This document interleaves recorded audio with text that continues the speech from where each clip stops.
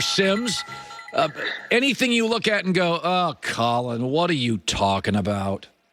Well, no. Listen, I always respect your opinion, Colin. I do. I mean, you're in the weeds. I know you love the sport. You got a good eye for talent. I really do. That's a tough ranking there because you're ranking ceiling, which is also taking into account the organization, the coaching, all the things you're talking about there right off the bat. So I understand some of the questions you have about some of the guys at the bottom of the list, like with Zach Wilson. I don't agree with everything you said there. No, I don't when you talk about specifically the player, but I understand your concerns about, yes, Saleh's not a proven coach. The offense, Mike LaFleur, what's that going to look like? Yeah, the Jets have kind of been all over the place the last few years. But I look at him still where I just go, man, there's Aaron Rodgers' special qualities where I look at and go, Trey Lance and Justin Fields cannot do the same things he can do within a pocket if he's supported the right way. And despite guys like Lamar Jackson, as awesome as they are and everything, man, when I still watch football and the best teams every year, it's the guys who can make throws with their arm. And that's where I just go, don't sleep on Zach Wilson that way. The rest of your list, hey, listen, I love the Justin Herbert at number one. I get that 100%. He's special. He's a superstar.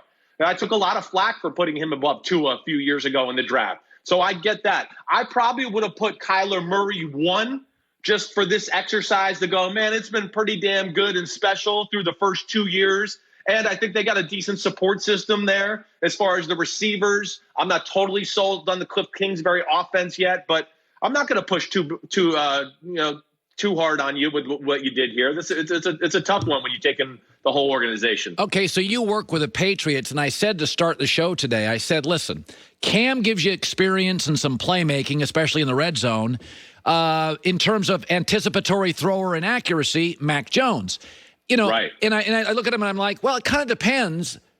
I think you can win with both, but I wonder because they don't have a lot of perimeter special players. They just don't. Nelson Aguilar's inconsistent. And my takeaway is, well, they're not going to win with turnovers. This has to be a wildly efficient team, almost a Saints feel, where there's no big plays. We got to outsmart you, out-detail you, out-efficient you. And I think I could see the coaches just saying, listen, we're not quarterback dependent. That's just not what we're going to be, and going with Mac over the playmaker Cam. What was your interpretation of the Patriots, Mac and Cam last night? Well, first off, I mean, hey, Mac Jones looked very good. There's no doubt about it. I mean, for your first time out on the field, big bright lights, the Patriots offense has a million rules, playing against a pretty good Washington defense. The one thing I'll say about Mac Jones, as you saw, I mean, every ball is just perfectly placed within the timing and the rhythm of the offense. He can go through reads and play in the pocket. Yeah, like he's been in the NFL for 2 or 3 years. That's apparent. There's no doubt about that. And I don't think it'll be long before he has that advantage on Cam Newton as far as the pure pocket passing type thing. But, you brought up a lot of good things, the efficiency, the way they play. Hey, they had a number of games last year where they played extremely efficient with Cam Newton, and he managed to play the game about perfectly. The stats might have not blown you away. Where I look at New England and where this is interesting is, yeah, Mac Jones is going to be able to do more of the Tom Brady type of stuff. But like you said, with the receivers on the outside right now, this team isn't made for that quite yet. And I'm not so sure. And to me, the decision for New England comes about how can you maximize what this team is this year? And that's, to me, still where I give Cam Newton the advantage. They have one of the 2 or 3 maybe best offensive run-blocking offensive lines in football. Yes. Of course, with the coaching, right? So Cam, of course, now it can make that even more dangerous and accentuate it even more because of his ability to run the ball and do those type of things.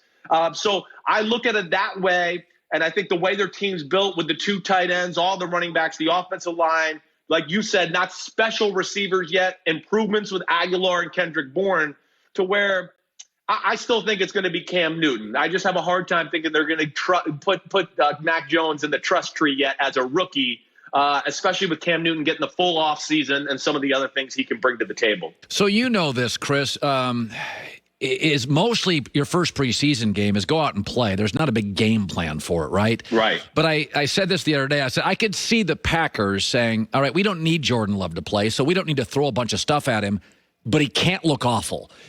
We're going to script about 10 plays. We want this thing, just the optics of it, to not be a disaster. So my feeling is Green Bay is going to make Jordan Love look good this weekend. They're going to set him up for success, and we're all going to come out Monday and go, "Oh boy, Jordan Love." And I think they're going to manipulate a little bit. That's my takeaway. Your thoughts? I think you're spot on. I think you have to. I think you're dumb if you're Green Bay if you don't do that. I really do. Again, this is Jordan Love's under the microscope. I feel bad for the guy in a lot of ways, under the microscope more than anybody in football. And again, not only do they want to, quiet the bad talk out there about why did you draft Jordan Love in the first round and all those type of things. I think more to what you're saying more than anything is you got to start building some confidence in the player, the team, the fan base too, in case Aaron Rodgers says, "Hey, to hell with all you, I'm out of here next year," that you can go, "Wait, hey, look at what he did in the preseason. He got better. He played well. He did some things."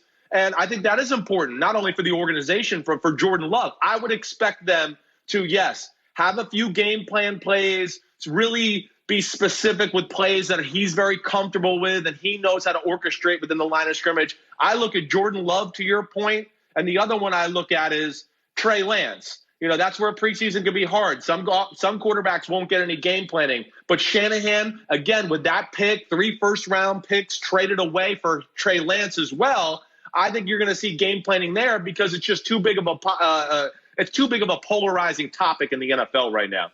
What will you have to see from Urban Meyer? Because we know this. Quarterbacks, players, coaches, some go college to the pros, and you can just tell. It just doesn't fit. What will you see from Jacksonville where you'll think with Urban, it's not working or it is? I guess what I do want to see more than anything, I don't question, I think, Urban's ability to coach in the NFL. There's a reason like Bill Belichick was so close with Urban Meyer all those years and always drafted Florida players and everything like that. Because Urban's tough, he's hard-nosed, he's old school. And really, if you look at the good teams in football that are consistently at the top, people like getting on Joe Judge last week, "Oh, he's old school. Oh, he made them run." The good teams, Sean Payton, Harbaugh, Belichick, they're old school. It's about tackling, hitting, being tougher than the other football team, understanding situational football. I think he brings that. What I want to see is what you said, the offense. Hey, I do expect college-y type stuff.